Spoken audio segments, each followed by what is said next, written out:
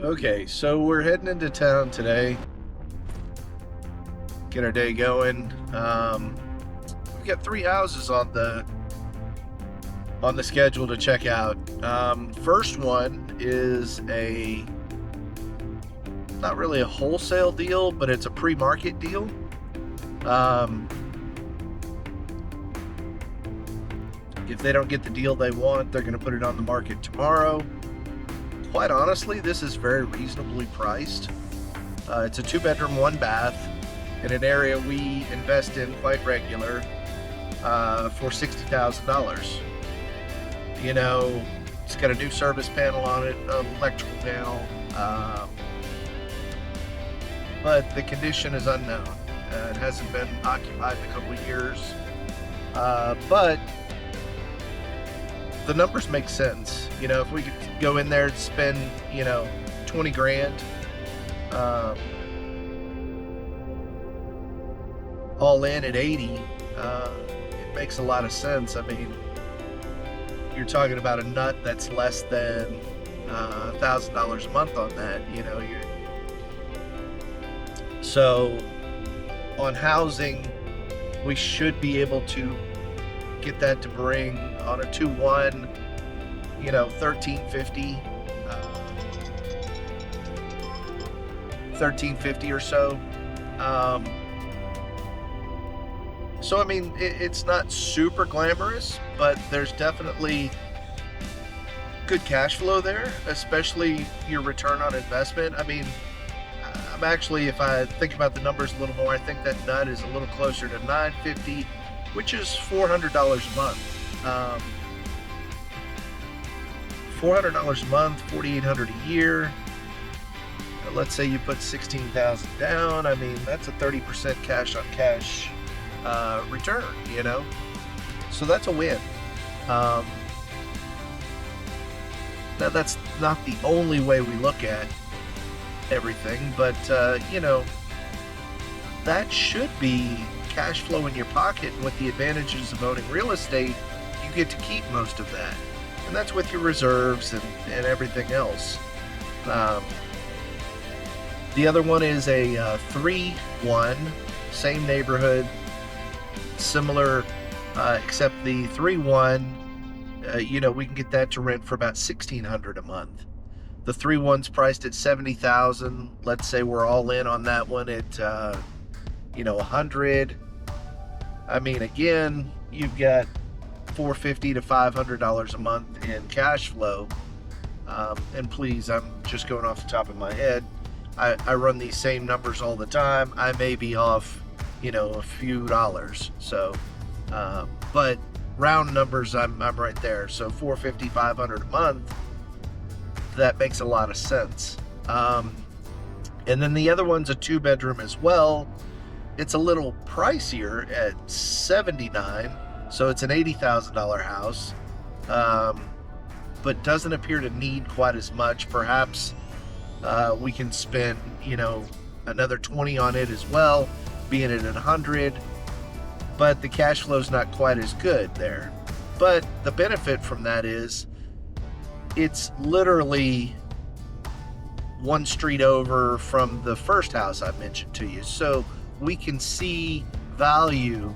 And here's what's interesting. 3-2s in that same neighborhood, fully updated, they're on the MLS at 200 plus. Really updated, nice places, $150, $160, $70,000. So you do these upgrades, you do these flips, not flips, let me rephrase that. You do these updates, you make them ready for rental, and you're sitting on instant equity. Now, I don't tend to pull that equity back out, because if you pull that equity out, your cash flow is really nominal. And there's many strategies there. You need to, let's say you need to recycle your money to do another deal or something like that. You may want to refinance, pull your money back out. But right now, the rents are at a peak level. So, if I had the ability to push rents even beyond that, I'd definitely entertain pulling more money out. But my strategy is just let the appreciation sit on the books. The bank's happy because it's valued nicely. I'm happy because it's valued nicely. And I'm getting cash flow. And what cash flow does for you, it's an insurance policy. You know that money's being made there. You've got good reserves. You're not putting money into it. And that can be a successful long-term rental. There's a lot of people that just buy for appreciation or just buy for, different aspects of the benefit of owning real estate. They may buy for the depreciation. But I like to take advantage of all aspects of it to include cash flow, which I really feel like it's a fundamental element. Without the cash flow, you don't have the insurance policy.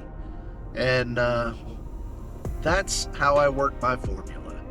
Now, each of these houses I'm talking about are perfect for the Section 8 program.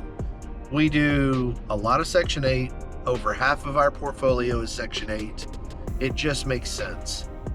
There is a very high demand in our area for Section 8. There's a very long wait. There's a lot of vouchers out there. So we're able to ask at the peak of rent prices, HUD, the full HUD value, the fair market rent, we're able to get all of that, and in some cases then some. They can go up to 120% of their fair market rents without additional authorization. So we try to get all that we can on these. But you've also got to provide a nice home. These are not falling down. When we hand them over to tenants, these are nicely updated homes, very often new appliances. We'll put granite in, all your bathrooms updated, your kitchen's updated, all your flooring's updated, and they're fully functional as they should be. It's not dilapidated or any stereotypical things that you may think about Section 8. So we're providing good homes because we want our tenants to stay there long term. And that's another benefit of Section 8 too, whereas tenants have a tendency to stay in a property just about 3 years. When you're working with Section 8, that number jumps up to almost 6 years per property. And that's huge. I mean, when you're not redoing and updating these houses all the time, that's where you can really win. So I just wanted to share what was on my schedule this morning. I'll take some video and drop it in here of the different houses we're going to look at, perhaps some additional videos as well. But just wanted to share, these are one day, small community. I mean, this is, a community of 150,000 people. This is what's available on one day, You just stay active. You know your markets, you know your rent factors, you know what a home is worth, you know what it's going to appraise for after the fact, and you just stay active in the process. So I'll stop talking your ear off. I appreciate you listening to me ramble. Hope you have a great day.